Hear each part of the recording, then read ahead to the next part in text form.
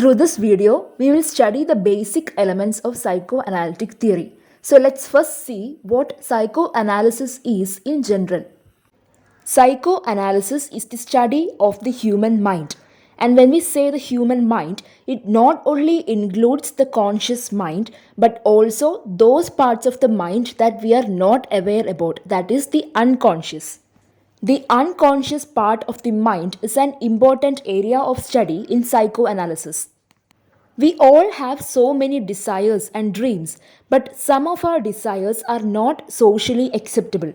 For example, suppose you are very angry with someone, so angry that you feel like slapping that person.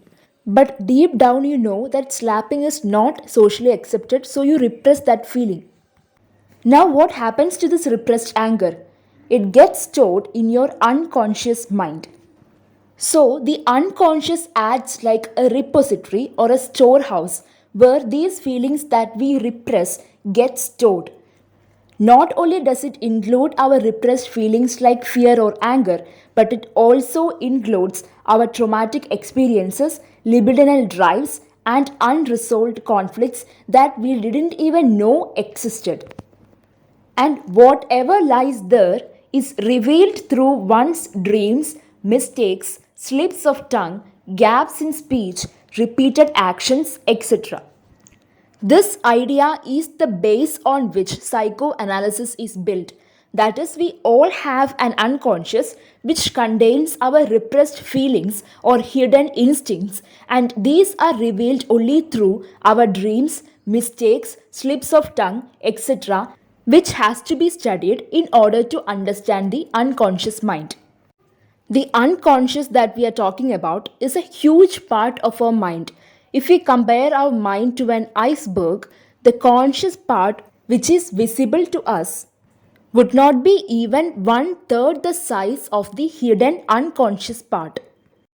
The unconscious is that huge and it influences our personality, and that is why it is important to study the unconscious in order to find cure for many mental illness. Right now, we are talking about psychoanalysis in medical terms because it is from here that it emerged as a literary theory. So let's look at how psychoanalysis began.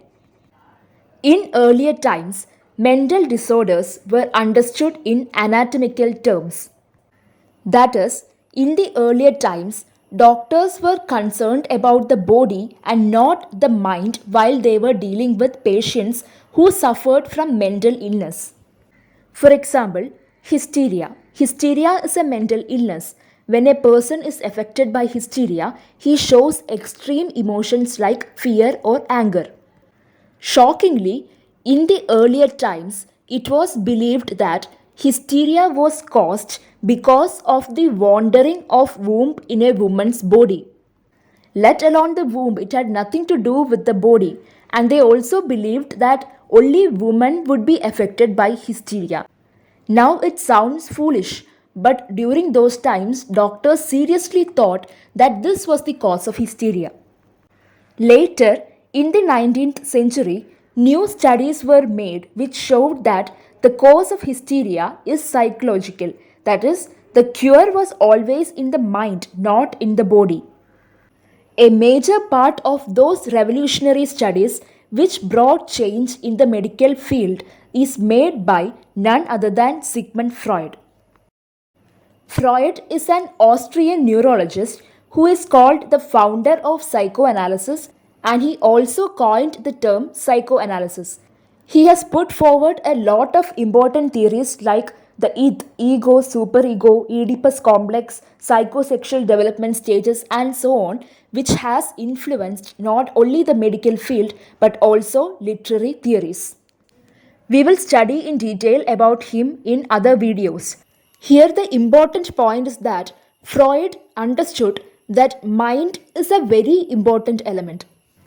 The cause of many mental disorders was in the unconscious part of the mind. Thus, he made his patients to talk freely, and by analyzing their words, their silences, their actions, and their dreams, he started to study the unconscious. This helped in identifying their problems and curing them. And that's how he laid the foundation of psychoanalysis. Psychoanalysis is very similar to archaeology. The idea is to dig deeper and deeper till you find the hidden elements of the past. I hope by now you're familiar with what psychoanalysis is and what is the major idea behind it, because it is from psychoanalysis that psychoanalytic literary theory originated. Moving into the theory, psychoanalytic literary theory is a post World War II theory which was influenced by psychoanalysis. Earlier, we saw that the repressed elements in our unconscious are revealed through certain ways, like the dreams. Same way, when we apply psychoanalytic theory in literature, we are assuming that literature is also another way through which these hidden elements of the unconscious are expressed. Because just like dreams, literature is also an invention of the mind. Now, there are three ways by which we use this theory in literature. The first one is the character based analysis. Here, when we are analyzing a text, we are concentrating on the psyche of a particular character in a text. We try to study why a character behaved so and so in a particular situation, or what was he thinking when he was saying this particular statement, and so on.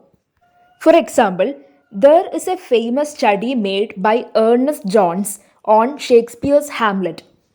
He made a psychoanalytic study, and according to him, the problem with Hamlet, his procrastination, can be traced back to Freud's Oedipus theory.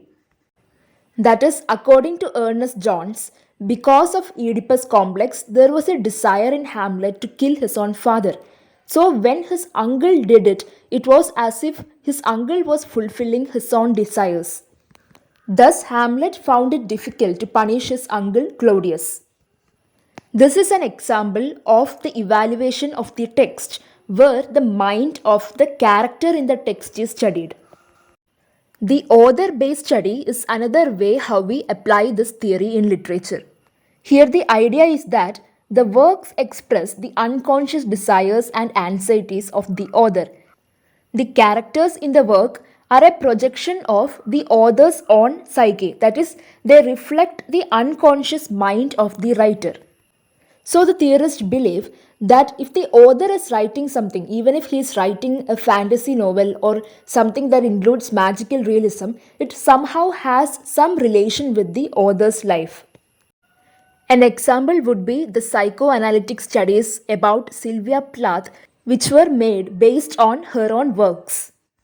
Now, the earlier studies made using the psychoanalytic theory were either based on the author or on the characters of his works. But it was only after the 1960s that psychoanalytic theory started to study the psyche of the readers. Here, the major focus was on why certain kinds of stories have an appeal to only certain people. Sometimes you watch some movies which were recommended by your friends, and after watching the movie, you're like, what was there in this at all? There is nothing in this to like.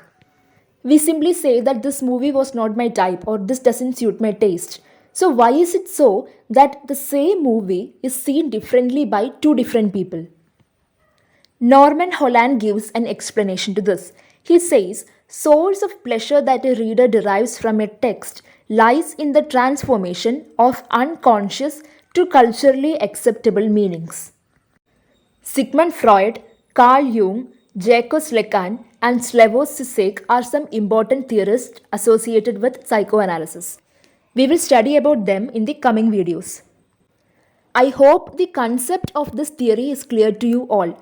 If you found this video useful, please do subscribe to my channel. Thank you so much for watching.